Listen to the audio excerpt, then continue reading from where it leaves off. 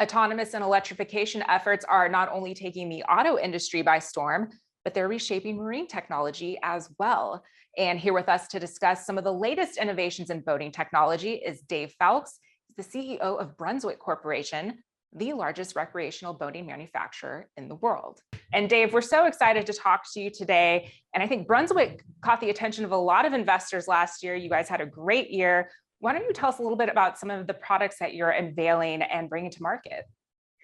Thank you very much. Pleasure to be here. Thank you for having me. Yeah, we're very excited around CES. Obviously, we were intended to be there physically, but like many exhibitors now, we're present digitally. But we're really showcasing a range of things, some products that are already on sale that we launched last year, and some that are more of a kind of a glimpse of the future, if you like. So one of the products that we're showing, and you can see on our website at brunswick.com, is our new Sea Ray Sundancer 370 outboard boat. It's a beautiful new boat. It's award-winning. In fact, just last week, it won a Good Design Award. But this one is powered by two of our new 600 horsepower outboard engines. And they're made by our Mercury Marine propulsion division, the most powerful outboards in the world. V12 engines with automatic transmissions integrated into the outboard, something that's never been done before. So very exciting new technology for us, and packed with electronics, radar, sonar, and a whole range of new technologies. And then more broadly, we're showcasing some of the technologies that support our ACES strategy.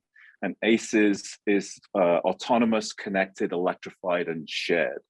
So we're showcasing some of the work we're doing on marine autonomy, which is very similar to the kind of things that you'll be seeing in, or are seeing really in the automotive world.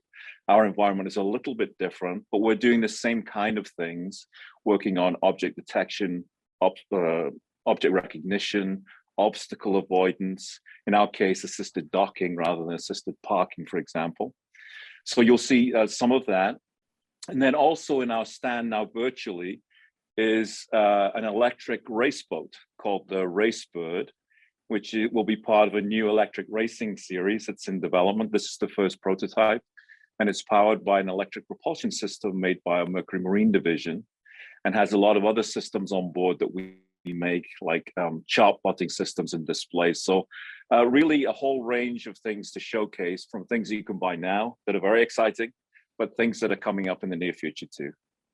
Right, and you mentioned your ACES strategy, and many investors may not know that you came from Ford, which has really also applied some of the same techniques to their strategic framework. Can you give us a little bit of an overview of that approach and how that's contributed to really some tremendous growth for you over the last year or so?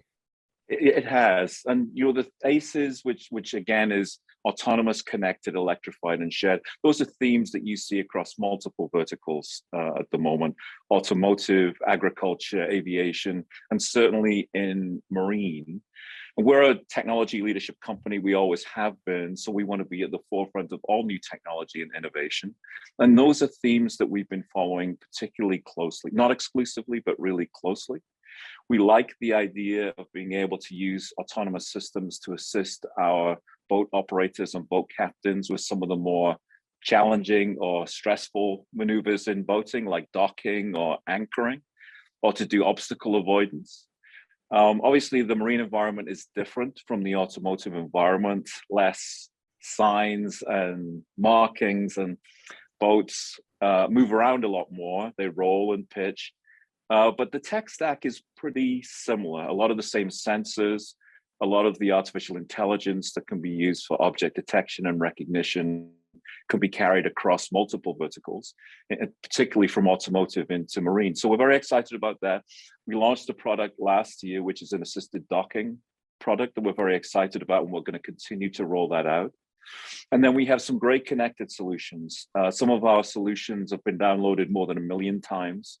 We have apps that help people with navigation and monitoring their boats and care of their boats. In terms of electrification, electrification is coming into marine, but not quite as fast as it is into light duty road vehicles. There are some additional considerations in marine. It takes a lot more power to move a boat than it does to move a car.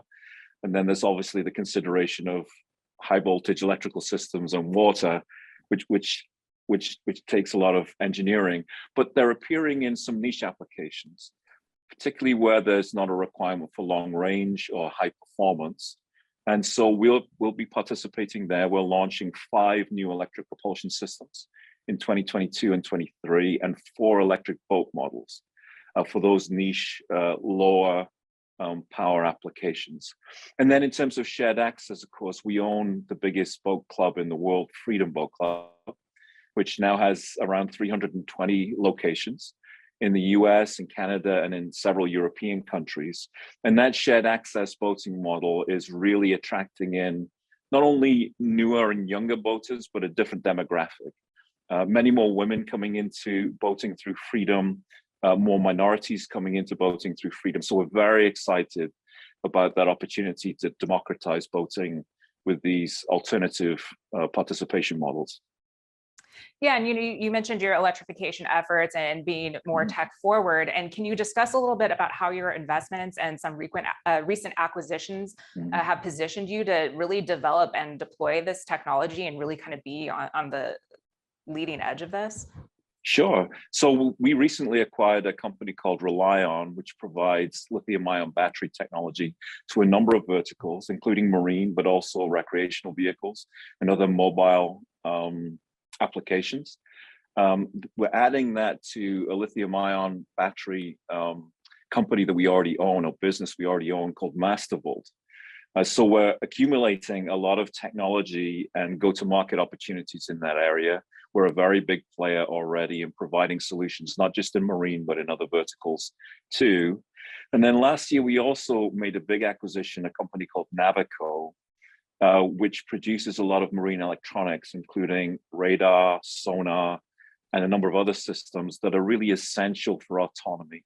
If you think about one of the big differences between autonomous solutions in marine and in automotive, we need to see above the water, but we also need to see below the water, where obstacles may also lie. So having leading edge radar technology for above the water and leading edge sonar technology for below the water is really essential for our autonomous solutions.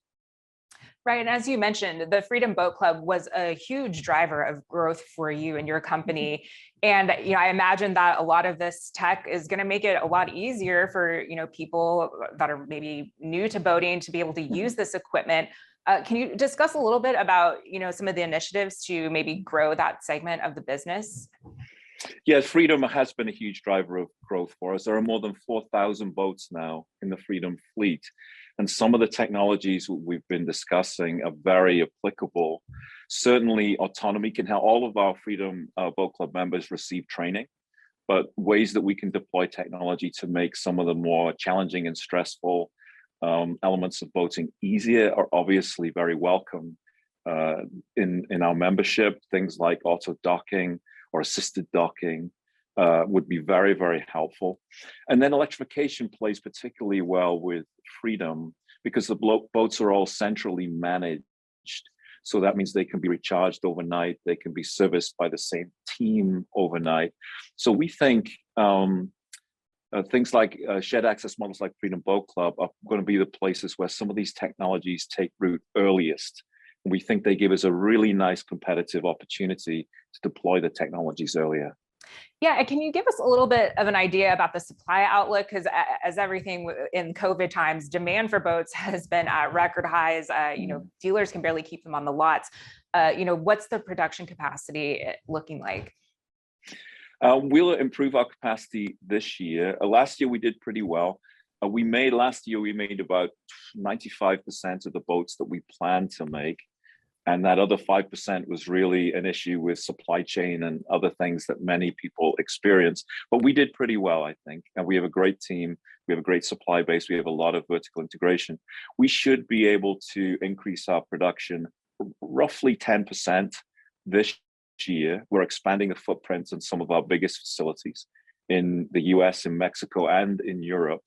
And we'll be ramping that up. We're also ramping up our propulsion, our engine capacity, since our engine's in very high demand, and of course every boat needs an engine. So we're expanding our engine production capacity in our Wisconsin facilities too. Well, Dave, thank you so much for your time today. We really appreciate it. It's a pleasure. Thank you very much for having me. And you can follow all of our CES coverage over at investors.com. For Investors Business Daily, I'm Alexis Garcia.